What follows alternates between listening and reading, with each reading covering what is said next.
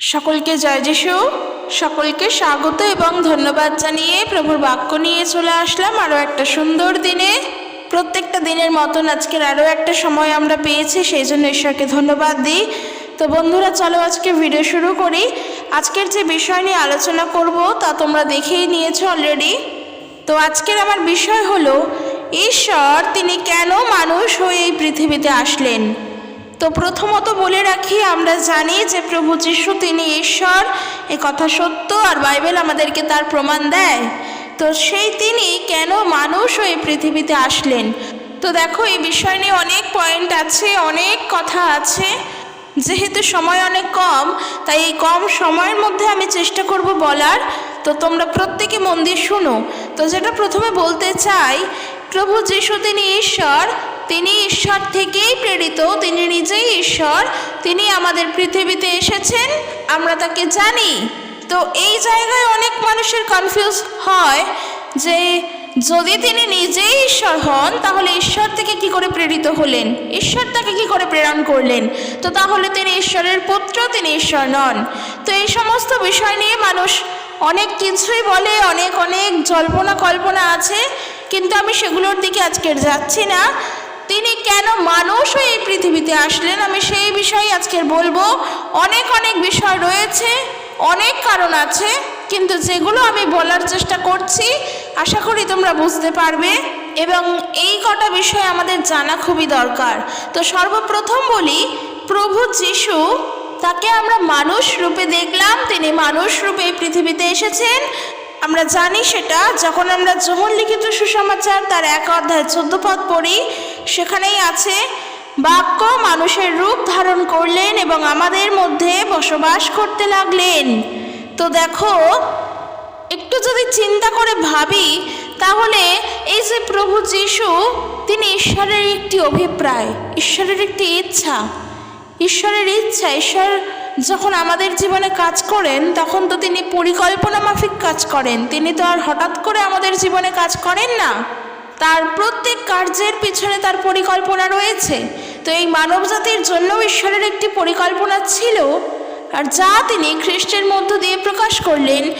আর যদি দেখি, সত্যি প্রভু যিশু হলেন ঈশ্বরের একটি ইচ্ছা বা অভিপ্রায়। কাজেই আমরা এখনও খ্রিস্টকে বুঝে উঠতে পারিনি, কিন্তু আজকের আমরা দেখব কিছু বিষয় যে কেন তাহলে তিনি মানুষ হয়ে, ঈশ্বর নিজে মানুষ হয়ে এই পৃথিবীতে আসলেন। তো শুরুতেই বলে দিলাম যে এই জগৎ সৃষ্টি হয়েছে ঈশ্বরের বাক্যের দ্বারা। সেই বাক্য পরবর্তী সময় মাংসে মূর্তিমান হয়ে মানুষের রূপ ধারণ করে আমাদের মধ্যে বসবাস করছেন বা আমাদের মধ্যে বসবাস করতে লাগলেন। তো দেখো, সেই বাক্য, যেই বাক্যে জীবন ছিল, যেই বাক্য দ্বারা সমস্ত ইউনিভার্স, সমস্ত বিশ্ব ব্রহ্মাণ্ড সৃষ্টি, সেই বাক্য মাংসে মূর্তিমান হয়ে পৃথিবীতে আসলেন। কাজে এখানে স্পষ্ট বোঝা যায় ঈশ্বর এই মাংসের রূপ ধারণ করে এই পৃথিবীতে আসলেন। তাহলে যদি বলো এই কথা, তাহলে আমরা দেখতে পাচ্ছি মাংসের রূপ ধারণ করা কার মূর্তি দেখছি, কাকে দেখছি? যিশুকে দেখছি। তো আমরা কেন বলবো না যে যিশু ঈশ্বর? তো এই বিষয়ে আমি যাচ্ছি না, কিন্তু আজকের টপিক অনুযায়ী আমার প্রথম যেই পয়েন্ট, যে কেন ঈশ্বর নিজে মানুষ হয়ে পৃথিবীতে আসলেন, প্রথম পয়েন্ট আমরা যদি দেখি, ঈশ্বর নিজেকে প্রকাশ করার জন্যই পৃথিবীতে আসলেন, কিন্তু সেটা কার দ্বারা? খ্রিস্টের দ্বারা। প্রভু যিশু খ্রিস্ট এসে ঈশ্বরকে প্রকাশ করেছেন মানুষের কাছে। আমরা দেখব যোহন লিখিত সুসমাচার তার 1 অধ্যায় 18 পদ, সেখানে দেখো বাক্য এরকম বলছে, ঈশ্বরকে কেউ কখনো দেখেনি, কিন্তু একমাত্র পুত্র যিনি পিতার কাছে থাকেন, তিনি তাকে প্রকাশ করেছেন। তাই ঈশ্বরকে দেখার জন্য প্রভু যিশুর দিকে তাকাতে হবে, ঈশ্বরকে জানার জন্য প্রভু যিশুকে জানতে হবে, কারণ ঈশ্বরকে কখনো কেউ দেখতে পায়নি চোখে, কিন্তু বাক্য বলছে একমাত্র পুত্র যিনি পিতার কাছে থাকেন, তিনি তাকে প্রকাশ করেছেন, অর্থাৎ খ্রিস্ট ঈশ্বরকে প্রকাশ করেছেন। আমরা দেখব যোহন তার 5 অধ্যায় 19 পদ এবং 20 পদে কি বলছে, সেখানে প্রভু যিশু তাদেরকে বলছেন, আমি তোমাদের সত্যি বলছি, পুত্র নিজে থেকে কিছু করতে পারে না, পিতাকে যা করতে দেখেন কেবল তাই করতে পারেন। পিতা যা কিছু করেন পুত্রও তাই করেন। পিতা পুত্রকে ভালোবাসেন, আর পিতা যা কিছু করেন তা পুত্রকে দেখান, আর এর থেকে আরো মহৎ মহৎ কাজ পুত্রকে তিনি দেখাবেন। যদি আমরা দেখি এরপর যোহন তার 10 অধ্যায় 37 পদ এবং 38 পদ, সেখানে বাক্য বলছে, আমি যদি আমার পিতার কাজ না করি তাহলে আমায় বিশ্বাস করো না, কিন্তু আমি যখন সেই সব কাজ করছি তখনও যদি তোমরা আমাকে বিশ্বাস না করো তাহলে সেই সব কাজকে বিশ্বাস করো, তাহলে তোমরা জানতে পারবে ও বুঝতে পারবে যে পিতা আমাতে আছেন আর আমি পিতার মধ্যে আছি। খ্রিস্টের আগমন এই জন্যই যেন মানুষ ঈশ্বরকে জানতে পারে, যেন মানুষ ঈশ্বরকে বুঝতে পারে, যে প্রভু যিশুর মধ্য দিয়ে গেলে আমরা ঈশ্বরের নিকটে পৌঁছতে পারি, ঈশ্বরের সন্ধান পাই, সেই সত্যকে পেতে পারি। খ্রিস্ট এই জন্যই এসেছেন পৃথিবীতে। আর শুরুতেই যেমন বললাম যে খ্রিস্ট তিনি নিজেই ঈশ্বরের ইচ্ছা বা অভিপ্রায়। দেখো আমরা কলসীয় তার 2 অধ্যায় যদি আমরা পড়ি, কলসীয় তার 2 অধ্যায় 2 পদে, সেখানে বাক্য বলছে, আমি চাই তোমরা ঈশ্বরের নিগূঢ় সত্য পূর্ণরূপে জানো। ঈশ্বর যা প্রকাশ করেছেন সেই গুপ্ত সত্য খ্রিস্ট নিজে। খ্রিস্টের মধ্যেই নিশ্চিত রূপে সমস্ত বিজ্ঞতা ও জ্ঞানের ঐশ্বর্য নিহিত আছে। ঈশ্বরকে জানার জন্য প্রভু যিশুকে জানো, ঈশ্বরকে বোঝার জন্য প্রভু যিশুকে বিশ্বাস করো। এই জন্য ঈশ্বর তিনি নিজে মানুষ হয়ে আমাদের কাছে আসলেন, যেন আমরা তাকে এইভাবে জানতে পারি খ্রিস্টের মধ্য দিয়ে। কারণ খ্রিস্ট হলেন সেই সত্য, সেই গুপ্ত সত্য যা ঈশ্বর আমাদের কাছে প্রকাশ করলেন।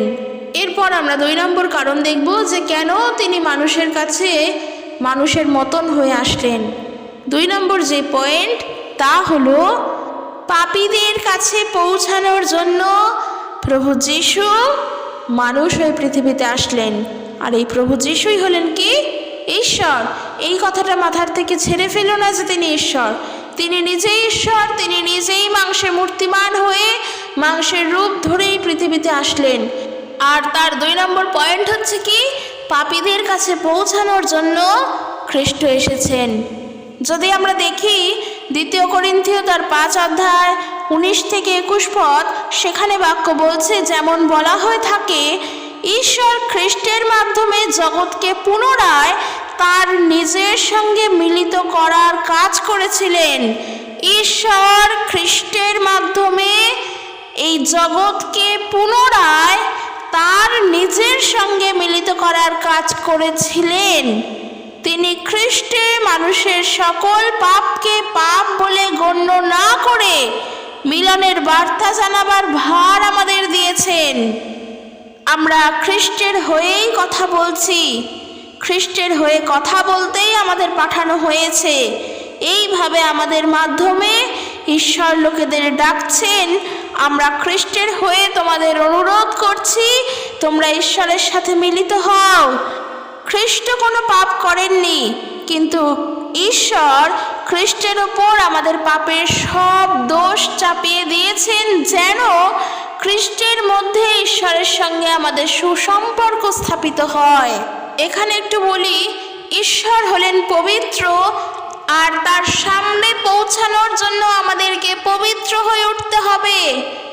আর এই যে পবিত্র হয়ে ওঠা, তা একমাত্র খ্রিস্টের কাছে গেলে পাবো। কারণ খ্রিস্ট এই মানব জাতির পাপের ভার নিজের কাঁধে নিয়েছিলেন। তার কাছে আছে এই পাপের ক্ষমা। ঈশ্বর চান না তার কোনো সন্তান পাপের মধ্যে ডুবে থাকুক। সেই জন্য খ্রিস্টকে পাঠালেন, যেন আমরা খ্রিস্টের মধ্য দিয়ে উদ্ধার প্রাপ্ত হই। খ্রিস্টকে বিশ্বাস করে নিজেদের সমস্ত পাপের ভার আমাদের যেন ক্ষমা হয়। আর বাক্য বলছে কি? খ্রিস্ট কোনো পাপ করেননি, কিন্তু ঈশ্বর খ্রিস্টের ওপর আমাদের পাপের সমস্ত দোষ চাপিয়ে দিয়েছেন, যেন খ্রিস্টের মধ্যে ঈশ্বরের সঙ্গে আমাদের সুসম্পর্ক স্থাপিত হয়। ঈশ্বরের সঙ্গে আমাদের সম্পর্ক ছিল, কিন্তু আমাদের পাপই সেই সম্পর্ককে নষ্ট করেছে। আমরা পাপ করেছি, ঈশ্বরের গৌরববিহীন হয়েছি। কিন্তু ঈশ্বর চান না যেন আমরা সেই অপূর্ণ জায়গায় থেকে থাকি। তার জন্য তিনি খ্রিস্টকে মানুষ রূপে পৃথিবীতে পাঠালেন, আর এই মানুষ আমাদের পাপের ভার নিজের কাঁধে নিলেন। কারণ এখানেও বলি, আগেকার সময় পুরাতন নিয়মে মানুষ মনে করত পাপের ভার বুঝি পশু বলির মধ্য দিয়ে হয়, অর্থাৎ পশুকে বলি দিলে সেই বলির রক্তের দ্বারা বোধ হয় আমরা শুচি হই, আমরা পবিত্র হই। কিন্তু না, কোনো পশুর রক্তের দ্বারা মানুষের পাপের ক্ষমা হয় না। তার জন্য একজন মানুষেরই দরকার, যাকে আমরা দেখলাম প্রভু যিশু। তিনি নিখুঁত, তিনি সম্পূর্ণ, তার গায়ে এতটুকুনি কোনো আঁচড় ছিল না, তিনি পবিত্র। সেই পবিত্রতমের মধ্য দিয়ে, তার ক্রুশীয় মৃত্যুর মধ্য দিয়ে আজকের আমরা পরিত্রাণপ্রাপ্ত হলাম, আমরা পাপের ক্ষমা পেলাম। তাই পুরাতন নিয়মের মানুষেরা মনে করতেন যে পশুর রক্তের বলির দ্বারা বোধ হয় মানুষের পাপের ক্ষমা হয়। কিন্তু খ্রিস্ট যিশু পৃথিবীতে আসার পর তিনি আমাদের সমস্ত দোষ নিজের কাঁধে নেওয়ার পর আমরা জানি খ্রিস্টের রক্তের দ্বারা মানুষের পাপের ক্ষমা হয়। অর্থাৎ পাপের ক্ষমা পাওয়ার জন্য প্রভু যীশু খ্রিস্টের আত্মবলিদানই যথেষ্ট, তার দ্বারাই আমাদের সকল পাপের ক্ষমা হয়েছে। তাই বিশ্বাসী ভাই ও বোনেরা, পাপীদের উদ্ধার করার জন্য প্রভু যীশু খ্রিস্টকে ঈশ্বর এই পৃথিবীতে মানব রূপে পাঠালেন। কারণ এই যে আমাদের পাপের যে সমস্ত ভার খ্রিস্ট তা ওই মুহূর্তের জন্য অনুভব করেছেন, তা সহ্য করেছেন। তার আঘাত, তাকে মারা, তাকে হত্যা করা, তার গায়ে থুতু চেটানো, যত রকমের নিকৃষ্টতম অত্যাচার তখন খ্রিস্টের ওপরে হয়েছিল, যা আমাদের পাপের ভার তা তিনি বহন করেছেন। তার গলা শুকিয়ে যাওয়া, তাকে মৃত্যুর দিকে ঢলে পড়া, কোনো পশুর রক্তের বলির দ্বারা এটা সম্ভব নয়। এটা ঈশ্বর জানেন, তিনি জানেন বলেই এই কাজটা তিনি খ্রিস্টের মধ্য দিয়ে আমাদের জন্য করলেন। তো প্রভু যীশু খ্রিস্ট এই পৃথিবীতে মানুষ হয়ে এসেছেন, কিংবা বলো ঈশ্বর এই পৃথিবীতে মানুষ হয়ে কেন এসেছেন? পাপীদের ভার গ্রহণ করার জন্য, পাপীদের আরো নিকটে পৌঁছে যাওয়ার জন্য। কারণ ওই যে বললাম, ঈশ্বরের সঙ্গে সম্পর্ক ছিল, তার থেকে আজকের আমরা বিচ্ছিন্ন হয়েছি। তো আমরা তো পাপ করেছি বলেই বিচ্ছিন্ন হয়েছি, কিন্তু ঈশ্বর তো আবারও আমাদের সঙ্গে সুসম্পর্ক তৈরি করতে চান। তার জন্য খ্রিস্ট, সেই যে মধ্যস্থ, তিনি হলেন খ্রিস্ট। তিনি যদি আমাদের জন্য দুঃখ ভোগ না করতেন, আজকের আমরা ঈশ্বরকে জানতাম না। আমরা প্রভু যীশুকে জানি মানে ঈশ্বরকে জানি। এর পরের যেই পয়েন্ট, যে কেন তিনি মানুষ হয়ে আসলেন, পরের যে পয়েন্ট তা হলো শয়তান দিয়াবলের কাজকে ধ্বংস করার জন্য খ্রিস্ট মানুষ হয়ে পৃথিবীতে আসলেন। আমরা দেখব ইব্রিয় তার 2 অধ্যায় 14 পদ থেকে, ইব্রিয়দের প্রতি পত্র তার 2 অধ্যায় 14 পদ থেকে এখানে বলছে, সেই সন্তানরা যখন রক্ত মাংসের মানুষ, তখন যিশু নিজেও তাদের স্বরূপের অংশীদার হলেন। আজ আমরা রক্ত মাংসের মানুষ, ঈশ্বরের সন্তান, আমরা রক্ত মাংসের মানুষ। খ্রিস্ট নিজেও তাদের স্বরূপের, অর্থাৎ আমাদের স্বরূপের অংশীদার হলেন। যিশু এইরকম করলেন যেন মৃত্যুর মাধ্যমে মৃত্যুর অধিপতি দিয়াবলকে ধ্বংস করতে পারেন, আর যারা মৃত্যুর ভয়ে যাবজ্জীবন দাসত্বে কাটাচ্ছে তাদের মুক্ত করেন। আমরা জানি পাপের বেতন কি? পাপের বেতন মৃত্যু। এই যে আমাদের দেহ, এই দেহের একদিন মৃত্যু ঘটবে, কিন্তু কোনো মানুষের আত্মার মৃত্যু নেই। আত্মা কিন্তু অমর, আত্মা মৃত নয়, আত্মার মৃত্যু হয় না। তবে আমাদের এই রক্ত মাংসের দেহের মৃত্যু ঘটবে, কারণ এই দেহ আমাদের পাপের দেহ। আমরা জানি পাপের বেতন মৃত্যু, এই দেহ আমাদের পাপের দেহ। কিন্তু প্রভু যিশুর বাক্য কি বলছে? প্রভু যিশু বলছেন যে আমাকে বিশ্বাস করে সে মরিলেও জীবিত থাকিবে। অর্থাৎ আমরাও খ্রিস্টের স্বরূপ, আমরাও রূপান্তরিত হব, বিশ্বাসীরা পুনরায় পুনরুত্থিত হবেন। এই যে হবে, তার আগে যে তার দেহের মৃত্যু ঘটবে এবং তারপর যে সে পুনরুত্থিত হবে, এই কাজটা দেখো, এই কাজটা কিন্তু খ্রিস্টের হয়েছিল। প্রভু যীশু খ্রিস্ট তিনি কিন্তু পুনরুত্থিত হয়েছিলেন, আর এই যে তার পুনরুত্থান, এর দ্বারাই তিনি শয়তান দিয়াবলকে, তার কাজকে ধ্বংস করেছিলেন। কারণ মৃত্যু প্রভু যীশু খ্রিস্টকে আটকে রাখতে পারেনি। কারণ চিন্তা করো, খ্রিস্ট তো ঈশ্বর, সেই ঈশ্বর মানুষ হয়ে আসলেন, তো তিনি মানুষ হয়ে পৃথিবীতে আসলেন। প্রত্যেকটা মানুষের তো মৃত্যু হয়। খ্রিস্টের যদি সেই রকম না হতো তাহলে আজকে আমরা কি করে জানতাম, কি করে বুঝতাম? সত্যি না? আচ্ছা একটু চিন্তা করি। আজকের ধরো আমরা এমন কিছু মানুষের কাছে প্রভু যীশুর বাক্য নিয়ে গিয়েছি, যাদের কাছে গিয়ে খ্রিস্টের কথা প্রচার করছি, কিন্তু আমরা তাদের মতন করে তাদেরকে বলছি না, আমরা আমাদের ওয়েতে তাদেরকে খ্রিস্টের কথা বলছি।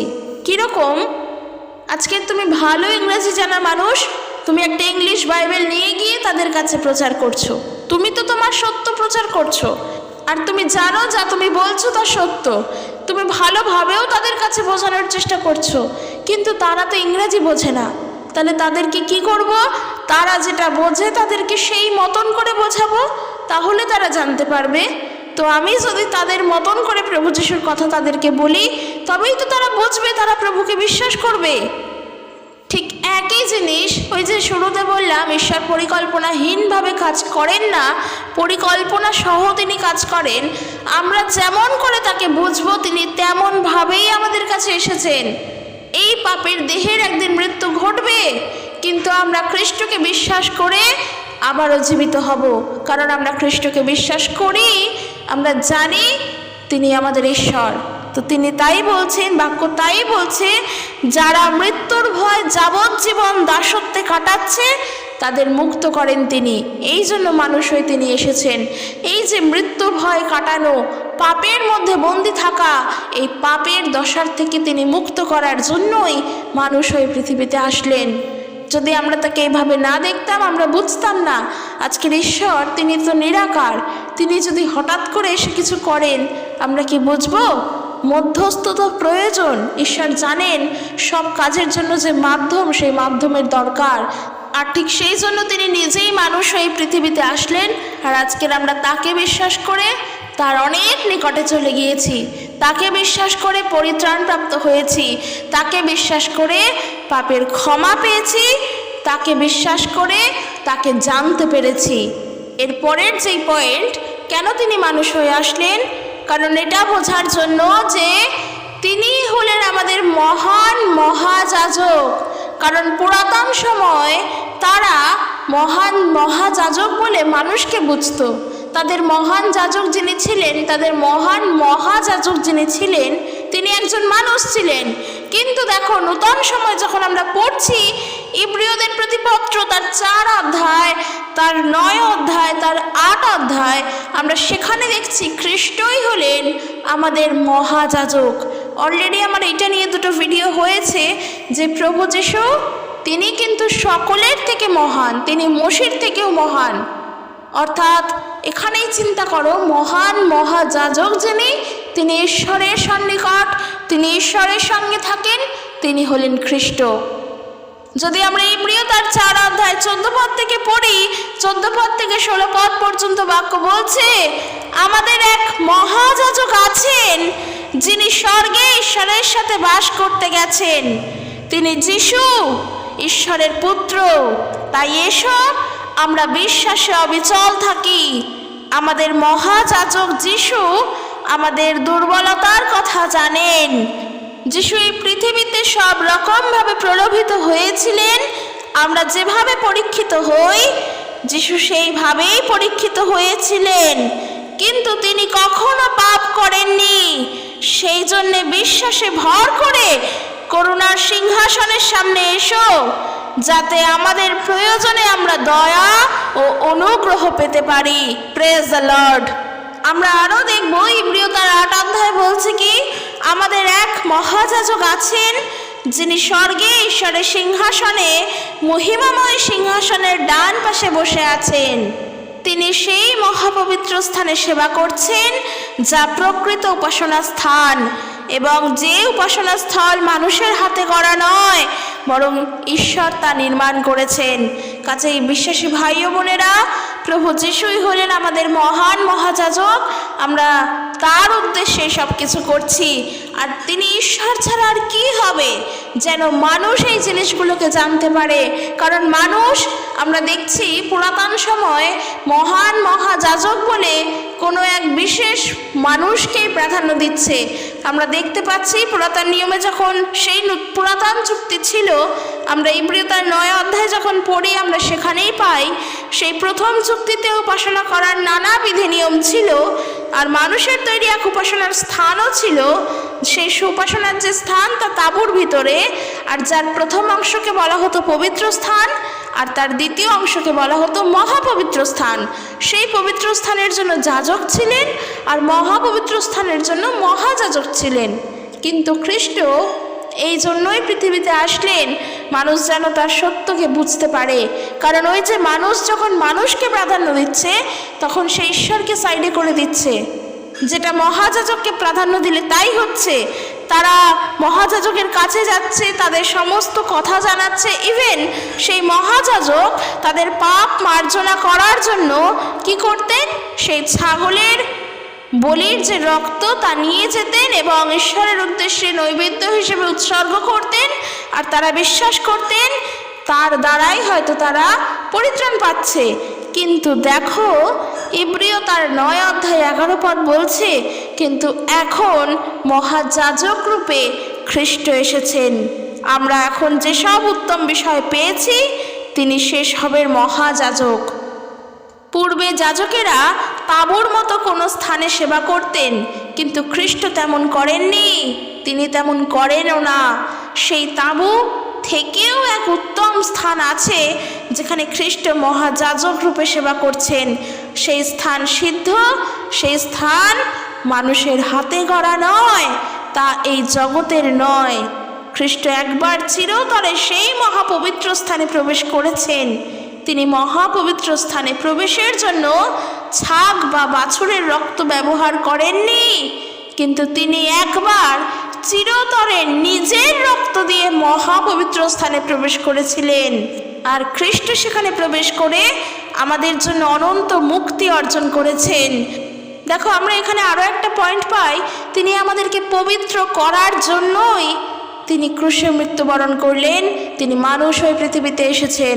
এই যে 13 পদে বলছে কি, ইব্রিয় তার 9 অধ্যায় 13 পদ, ছাগল অথবা বৃষের রক্ত কিংবা বাছুরের ভস্য, অর্থাৎ বাছুরের যে ছাই, বাছুর মৃত হওয়ার পর তাকে আগুনে পোড়ানোর পর যে ভস্য বা ছাই, সেই সমস্ত অশুচি মানুষের উপরে ছিটিয়ে দিয়ে তাদের দেহকে পবিত্র করা হতো, যারা উপাসনা স্থলে প্রবেশের জন্য যথেষ্ট শুচি ছিল না।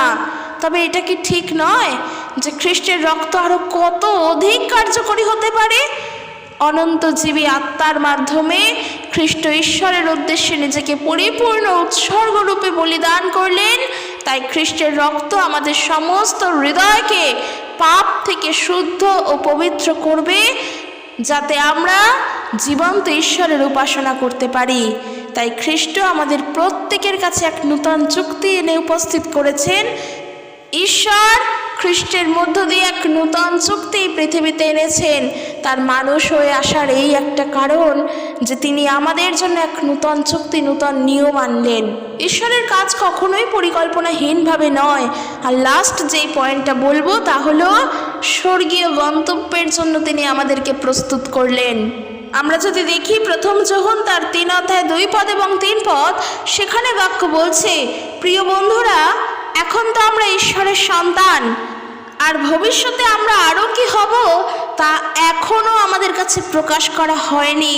কিন্তু আমরা জানি যে যখন খ্রিস্ট পুনরায় আসবেন, তখন আমরা তার সমরূপ হব, কারণ তিনি যেমন আছেন তাকে তেমনি দেখতে পাবো।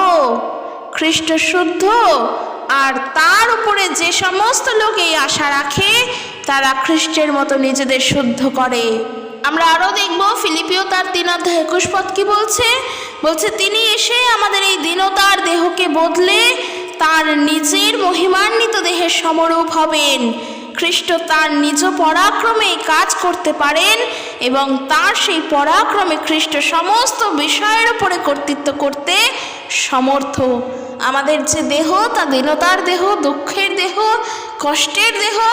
এই দীনতার দেহের যে রূপটা আছে, এই দীনতার দেহের রূপকে বদলে তিনি তার সমরূপ করবেন। আমরাও খ্রিস্টের পরাক্রমে তার সমরূপ হব, তিনি আমাদের উপরে এই সমস্ত বিষয় কর্তৃত্ব করবেন। তো বিশ্বাসী বন্ধুরা, এই জগতে প্রভু যীশু খ্রিস্টের মানুষ হয়ে আসা, বা যদি বলো ঈশ্বরের মানুষ হয়ে আসা, কিন্তু নিছকই কোনো একটা আশা বা যুগাবতার রূপে নয়। ঈশ্বর এই পৃথিবীতে মানুষ হয়ে আসলেন, অবশ্যই এর পিছনে কারণ আছে, অনেক বড় বড় কারণ আছে। হয়তো খুবই সামান্য কিছু বললাম, হয়তো সেরকম কিছু আমি বললামই না। আরও অনেক বিষয় রয়েছে কেন প্রভু যীশু এই পৃথিবীতে মানুষ হয়ে আসলেন, তা আমাদেরকে জানতে হবে। তার আশাটা শুধুমাত্রই কোনো একটা আশা নয়।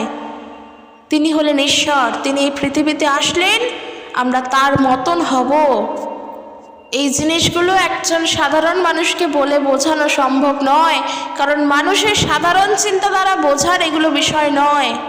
যদি মানুষ খ্রিস্টকে সত্যিই বুঝতে পেরে যেতেন, তাহলে সেই সময় থাকা ইহুদিরা খ্রিস্টকে অপমান করতেন না, খ্রিস্টকে পাথর ছুঁড়ে মারার জন্য পাথর তুলতেন না, কারণ তারা বলছিলেন সে নাকি ঈশ্বর নিন্দা করছে। সেই জন্য বলছি, সাধারণ দৃষ্টিভঙ্গি দিয়ে চিন্তা করলে আমরা এগুলো বুঝবো না। তার জন্য আমাদের প্রার্থনা করতে হবে, ঈশ্বরের জ্ঞানের প্রয়োজন। প্রভুর বাক্যের দ্বারা, প্রভুর জ্ঞানের দ্বারা আমরা বুঝবো যে সত্যি খ্রিস্ট তিনি কি। আরও অনেক বিষয় আছে। প্রভু যীশু এখানে মোশের যে আইন কানুন, তার যে নিয়ম নীতি, তা তিনি ভঙ্গ করতে আসেননি, বরং তিনি তা পূর্ণ করতে এসেছিলেন। তিনি মানব জাতির পরিত্রাণের জন্য এসেছিলেন, মানব জাতির পাপের থেকে উদ্ধারের জন্য এসেছিলেন। তিনি এই জগতের ন্যায্য বিচারক হয়ে এসেছিলেন, তিনি এই জগতের নূতন চুক্তি নিয়ে এসেছিলেন। আরও অনেক কারণ আছে, কিন্তু যেই বিষয়গুলো আমরা জানতে পারলাম আজকের এই ভিডিওর দ্বারা, আমরা বিশ্বাস রাখি প্রভুর ওপরে।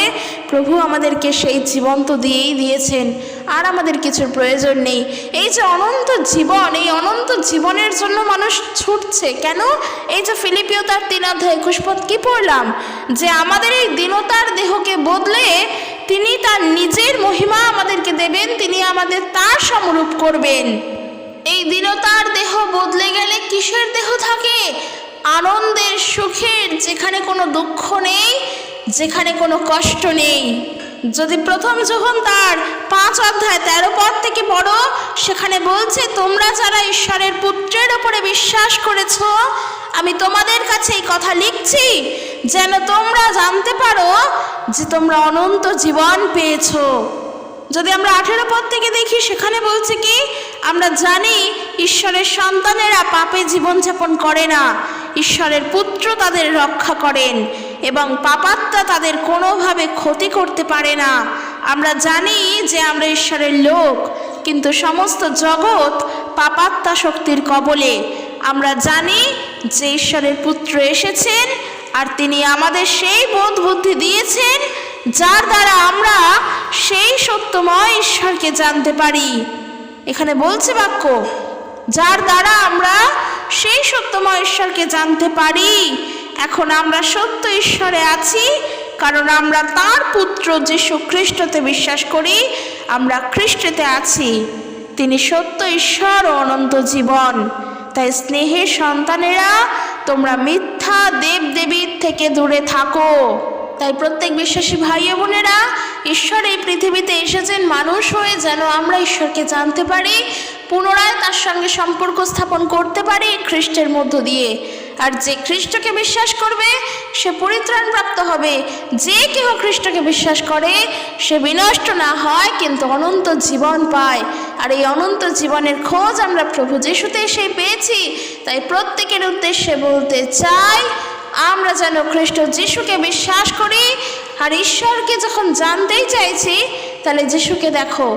আমরা দেখব যোহন তার 14:9 পদ, তখন প্রভু যীশু ফিলিপকে কি বলছেন। ফিলিপ যখন বলছেন প্রভুকে যে, প্রভু আপনি পিতাকে আমাদের দেখান, তাহলেই যথেষ্ট। যীশু তাকে বললেন, আমি তোমাদের সঙ্গে দীর্ঘদিন ধরে রয়েছি, আর ফিলিপ, তোমরা এখনো আমায় চিনলে না? যে কেউ আমায় দেখেছে সে পিতাকে দেখেছে। তোমরা কি করে বলছো যে পিতাকে আমাদের দেখান? তুমি কি বিশ্বাস করো না যে আমি পিতার মধ্যে আছি আর পিতাও আমার মধ্যে আছেন? আমি তোমাদের যে সকল কথা বলি তা নিজের থেকে বলি না। এই যে ঈশ্বর, তিনি খ্রিস্ট, তিনি পবিত্র আত্মা, তিনি মানুষ হয়ে এই পৃথিবীতে আসলেন যেন মানুষ তাকে বিশ্বাস করে গ্রহণ করে এবং ঈশ্বর তার সঙ্গে আমরা যেন আবারও সুসম্পর্ক তৈরি করতে পারি, যেন আমরা তাকে বিশ্বাসের মধ্য দিয়ে অনন্ত জীবনের অধিকারী হতে পারি এবং আমাদের সকলের পাপের ক্ষমা যেন হয়। এই জন্য প্রভু যীশু এই পৃথিবীতে আসলেন মানুষ হয়ে। এবং আরও একটা বড় কারণ আমরা দেখলাম কি, দিয়াবলের কাজকে ধ্বংস করার জন্য খ্রিস্ট এসেছেন।